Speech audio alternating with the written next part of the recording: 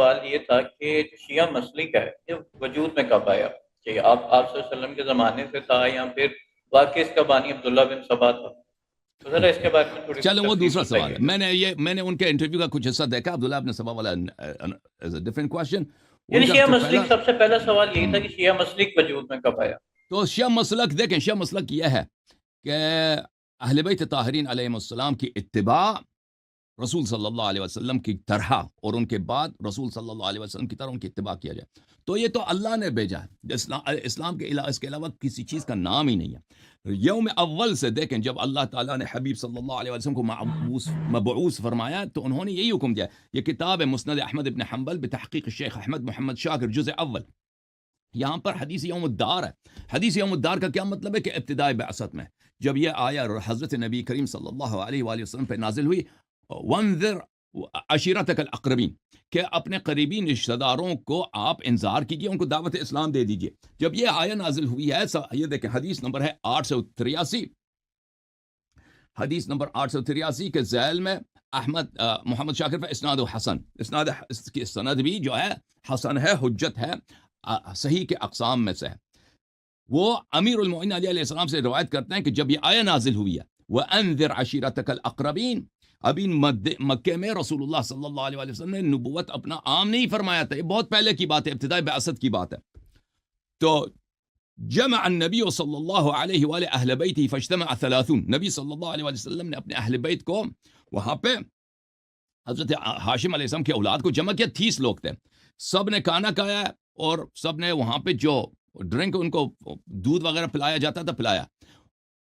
پھر انہوں نے فرمایا من یضمن عنی دینی ومواعیدی دینی یکون معی فی الجنہ ویکون خلیفتی فی اہلی. آپ میں سے کون ہے جو میرے دین میں آ جائے، میری دعوت کو قبول کرے اور میرے وعدوں کی تصدیق کرے اور پھر میرا خلیفہ و جانشین، میرے بعد میرا خلیفہ و جانشین ہو. تو اس وقت ایک شخص جس کا انہوں نے نام نہیں لیا، شریک نے نام نہیں لیا، قال انت بحران من یقوم، و آپ تو بہت ہی بڑے آدمی ہیں، ہم کیسے کر سکتے ہیں. فعرض عن ذلك اہل بیت فعرض ذلك على اہل بیت، رسول صلی اللہ علیہ وسلم نے پھر اہل بیت کو اس بات کی طرف دعوت دی ہے. فقال علی علیہ السلام انا، علی علیہ السلام نے عرض کیا کہ میں. ٹھیک ہے نا. اس کے علاوہ یہ دوسرے کتب بھی موجود ہے، مثلا کتاب السنن میں، کتاب سنن الکبریٰ احمد ابن شعیب نسائی کی جو ہے، اس میں دوسری سند کے ساتھ ایک دوسرے انداز سے مروی ہے. یہاں پر یہ قطر میں یہ کتاب چھپی ہے، ملاحظہ کریں، ذکر الاخوہ، حدیث اخوت میں یہاں پر یہ حدیث ہے کہ ان رجلا قال لعلی علیہ السلام، ایک شخص نے امیر المؤمنین علی علیہ السلام سے عرض کیا لما ورثت ابن عمک دون عمک، آپ کیسے رسول صلی اللہ علیہ وسلم کے وارث بنے حالانکہ چچا موجود تھے، عباس موجود تھے، وہ نہیں بنے. تو انہوں نے کہا امیر المؤمنین علیہ السلام نے کہ رسول اللہ صلی اللہ علیہ وسلم نے تمام بنی مطلب کو جمع کیا اور ان کے لیے ایک متعام ہوتا ہے 1 کلو سے بھی کم تر، 1 کلو سے کم تر انہوں نے کھانا سب کے لیے بنایا. سب وہاں اتنے لوگ آئے تھے، سب نے وہ کھانا کھا لیا، کھانا کم نہیں ہوا. تو اعجاز رسالت تھا. اور پھر وہاں پہ ان کو دودھ کا ایک چھوٹا سا ظرف تھا، برتن تھا، اس میں سے سب نے پیا، دودھ بھی کم نہیں ہوا. اچھا، پھر رسول صلی اللہ علیہ وسلم نے فرمایا یا بنی عبد المطلب انی بعثت الیکم بخاصہ والی الناس بعامہ، اے بنی عبد المطلب میں پہلے آپ پہ مبعوث ہوا ہوں پھر دوسرے لوگوں کی طرف. اور آپ نے میرا یہ اعجاز ابھی آپ نے اس دسترخوان پہ دیکھا ہے، میری اس عید دسترخوان پہ آپ نے اعجاز دیکھا ہے کہ 1 کلو سے کم یہاں پہ کھانا تھا، آپ سب نے کہا ہے، ایک چھوٹا سا برتن تھا، دودھ کم ہی نہیں ہوا. فَأَيُّكُمْ يُبَايِعُنِي عَلَىٰ أَن يَكُونَ أَخِي وَصَاحِبِي وَوَارِثِي، آپ میں سے کون آ کر یہاں پہ مجھ سے بیعت کرے گا کہ وہ میرا بھائی ہوگا اور میرا ہمنشین ہوگا اور میرا وارث ہوگا. کوئی شخص وہاں پہ کھڑا نہیں ہوا. فَقُمْتُ إِلَيْهِ وَكُنْتُ أَصْغَرَ الْقَوْمِ، میں کھڑا ہو گیا، میں نے عرض کیا یا رسول اللہ میں، اور سب سے چھوٹا میں تھا.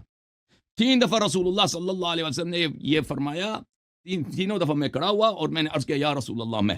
تو رسول صلی اللہ علیہ وسلم نے کہا کہ میرے ہاتھ بلند کیا اور فرمایا کہ یہی ہے، میرا وارث یہی ہے. اچھا، اور میں رسول صلی اللہ علیہ وسلم کا وارث بنا. اور یہ دوسرے کتب، بہت سارے کتب میں آئے ہیں. تو آپ کی خدمت میں عرض کریں کہ مثلا یہ کتاب جامع البیان للطبری میں یہ حدیث موجود ہے، جلد نمبر 29 چھاپ دار الفکر صفحہ نمبر 130 میں طویل حدیث ہے کہ رسول صلی اللہ علیہ وآلہ وسلم نے کہا کہ اطاعت کرو. جب اپنے اہل خانہ کو دعوت دی، بنی ہاشم کو دعوت دی، کسی نے دعوت قبول نہیں فرمایا، تو رسول صلی اللہ علیہ وآلہ وسلم نے امیر المؤمنین علیہ السلام کا دست مبارک بلند کیا، فرمایا یہ میرا خلیفہ، میرا جانشین ہے اور میں تمہارا نبی ہوں، اس کی طاعت کرو. تو لوگ وہاں سے اٹھتے ہوئے انہوں نے مذاق اڑایا.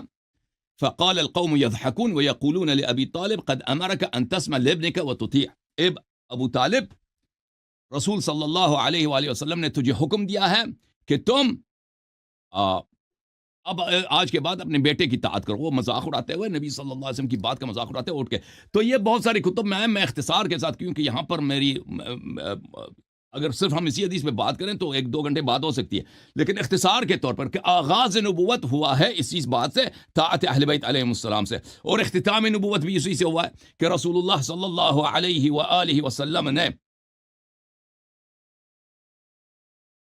فرمایا دنیا سے جانے سے پہلے کہ میرے بعد میرے اہل بیت کی تم نے طاعت کرنی ہے. یہ کتاب ہے مسند احمد جلد نمبر 18.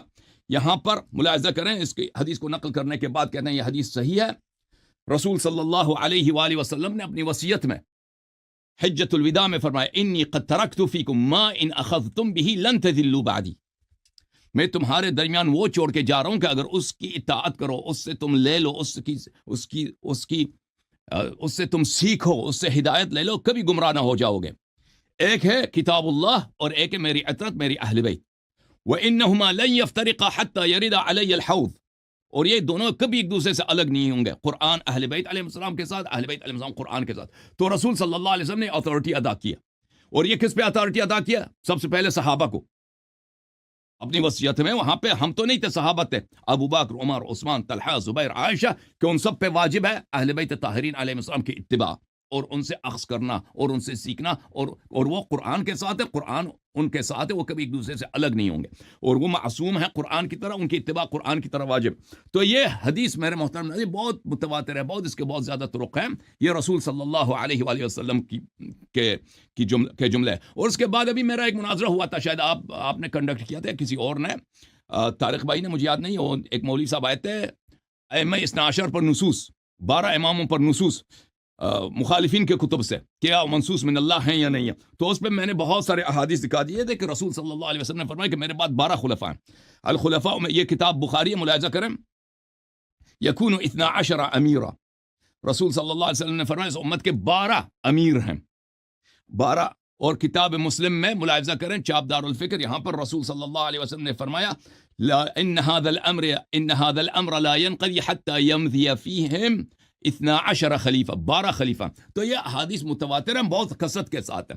تو ائمہ اثنا عشر علیہ السلام کی اتباع، اہل بیت طاہرین علیہ السلام کی اتباع اور ان کی طاعت کرنا اور ان کی دشمنوں سے براءت کرنا، دشمنی کرنا، یہ دین ہی یہی ہے.